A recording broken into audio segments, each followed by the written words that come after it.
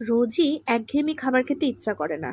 রোজই চিকেন আর ভাত ভালো লাগে না, তাই আজকে একটু অন্যরকম খেলাম।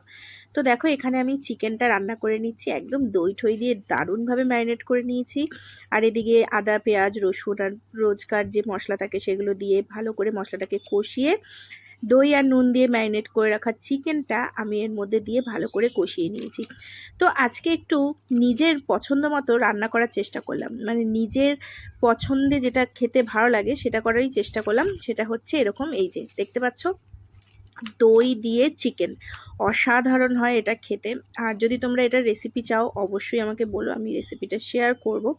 এটা খেতে দারুণ হয়। তো এখানে দেখো আমার কিন্তু চিকেন একদম সিদ্ধ হয়ে গেছে, আর এটা আমি আজকে একটু কষা কষা করব। তার কারণ হচ্ছে আজকে চিকেনের সঙ্গে থাকবে হচ্ছে কি বলো তো, আজকে চিকেনের সঙ্গে থাকবে ফ্রাইড রাইস। তো সেটাই আমি ঘরে বানিয়েছি, দুটোই ঘরে বানিয়েছি। রোজকার ওই ভাত আর চিকেন খেতে ইচ্ছা করে না, তাই একটু ফ্রাইড রাইস আর করেছি চিকেন কষা। তো এখন দুপুরবেলা আমি আর আমার মেয়ে খেতে বসবো। তো দেখো এখানে নিয়ে নিচ্ছি হচ্ছে ফ্রাইড রাইস। ও সত্যি বলতে ফ্রাইড রাইসটা কিন্তু দারুণ হয়েছিল খেতে।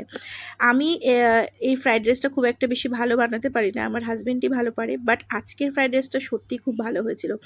আর সাথে ছিল এরকম চিকেন কষা। আমার মতো কারা কারা এরকম ফ্রাইড রাইস আর চিকেন কষা খেতে ভালোবাসো অবশ্যই কিন্তু কমেন্ট করে জানিও। আমার তো খেতে দারুণ লাগে। আর এদিকে আমার মেয়ে দেখো খেতে বসে পড়েছে। ও হচ্ছে চিকেন লাভার, চিকেন প্রেমী মানুষ একদম। আর সাথে সাথে আমি। যাই হোক, যদি ভিডিওটা ভালো লাগে একটা লাইক করে দিও, যারা আমার চ্যানেলে নতুন সাবস্ক্রাইব করো। আগামী দিনে অনেক সুন্দর সুন্দর ভিডিও নিয়ে তোমাদের সামনে আসবো। দেখা হচ্ছে নেক্সট ভিডিওতে। টাটা।